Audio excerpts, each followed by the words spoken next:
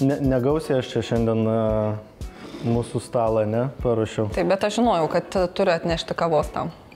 Matau, kad pataikiai. Na, aš, žinai, pagalvojau, dar turim 2 savaitės iki Kalėdų. Taip. Galbūt dar neturim kažkokių dovanų. Tai tikrai pakankamai laiko pagaminti gardžias dovanas savo rankomis.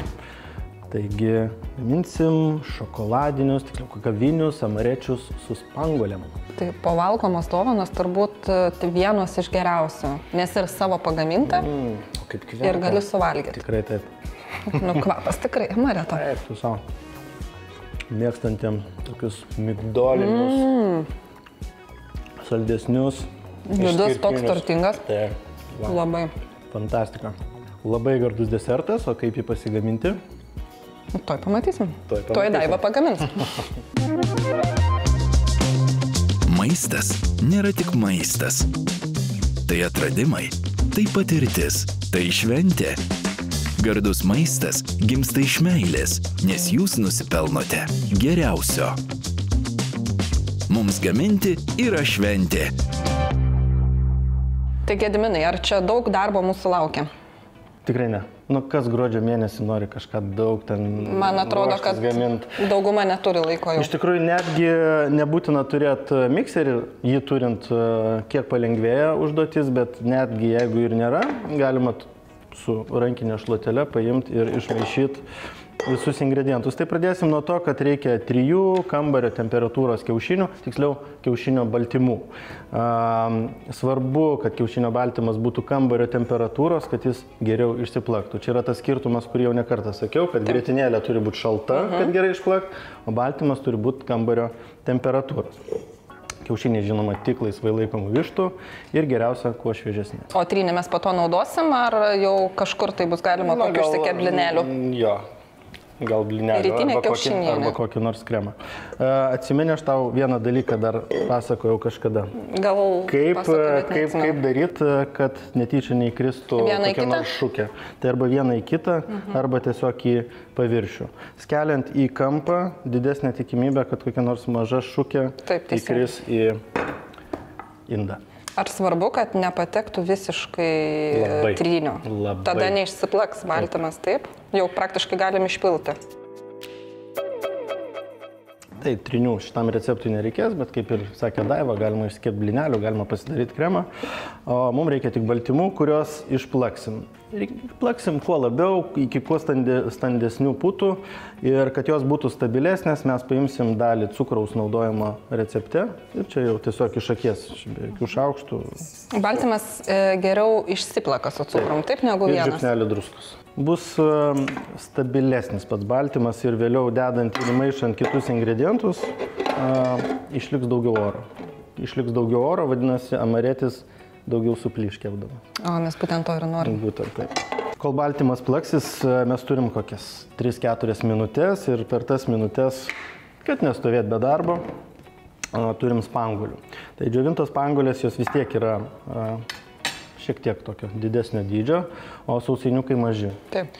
Tai kad nebūtų išlindusių tokių didelių gabaliukų, šiek tiek pasmulkinam taip grubiai, be kažkokių irgi didesnių principų, tiesiog pasmulkinam, kad atsirastų kuo daugiau mažų gabaliukų.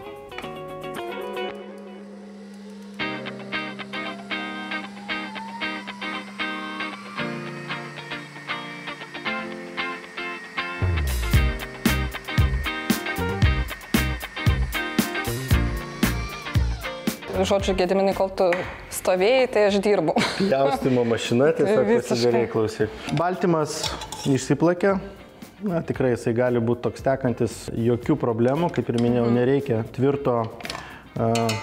tvirto morengo. Taip.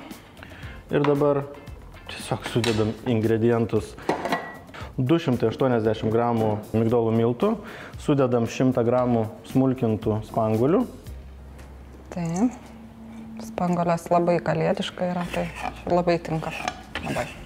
Taip, supilam likusią dalį cukraus. Cukraus bendroji sumoj taip pat 280 gramų, kaip ir migdolų miltų ir kakava. Kakavos 4, tokie, sakykime, dideli šaukštai, bet prieš tai išsijojam. Kakavą yra labai svarbu išsijoti, nes jinai yra labai smulkios frakcijos ir visuomet būna tokių sušokusių gumuliukų. Ir jie tinkamai neišsimaišo tešlos? Jie visiškai neišsimaišo. Jeigu miltus tu gali išmaišyti realiai, ne? Dar... Čia. Ir kadangi mums nereikėtų jau taip super daug maišyti, tai kakavą išsijoja. Taip. Čia reikėtų maždaug 35 ml amareto arba kažkokio kito aromatingo sirupo įpilti, bet jo kiekis negali per daug suskystinti tešlos. Tai dėl to pirmą išmaišom, o po to jau pasižiūrėti reikia pagal skystumą. Ir padarom keletą prasukimų dar su šluotele ir vėliau tiesiog užbaigsim maišyti su mentele.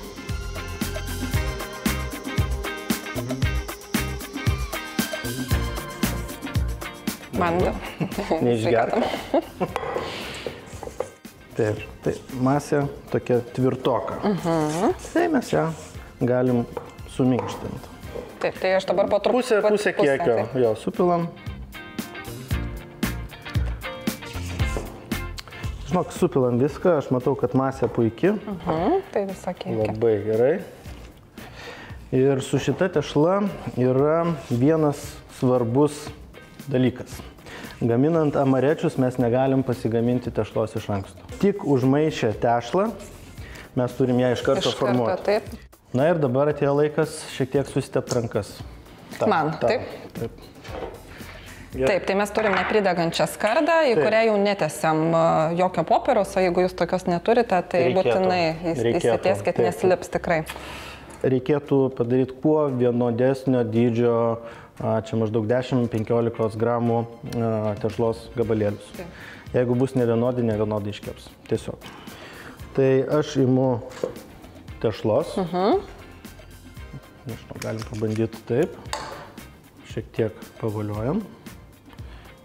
Ir dedam čia. Tada tu irgi apvolioji. Ir tokį tiesiog dedam į skardą. Nereik bijot, kad labai stipriai aplipo. Ir kai įdedam kamuoliuką, tu gali pasiimti šaukštą. Reikia vos prispausti. Šiek tiek viršūnė. Šiek tiek. Ką mes dažnai iš tikrųjų akcentuojam, kaip yra smagu gaminti su vaikais. Tai čia taip pat yra tas patiekalas, kur 100% tikrai jiems patiks gaminti ir jie turės patys pasidarę saldžių dovanėlių. Saldumynai. Spaudinėk, jo. Dabar taip paruoštus kakavinius amarečius dedam kepti į iki 170 laipsnių įkaitintą orkaitę maždaug 15 minučių. Sakau maždaug, nes 15 minučių kepa 15 gramų sveriantis sausainiukai.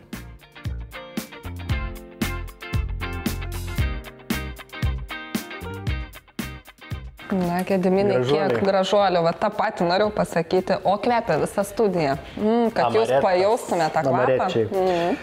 Na, reikia kiek pakentėti, jie iš tikrųjų karšti, sausainiai atšala ir nereikėtų skubėti kaip kažkokio pyrago ar kekso dėti kažkokį maišelį. Na, sausainiai jie turi būti sausi, tai kokią savaitę drąsiai gali tiesiog sudėję į dubenėlį.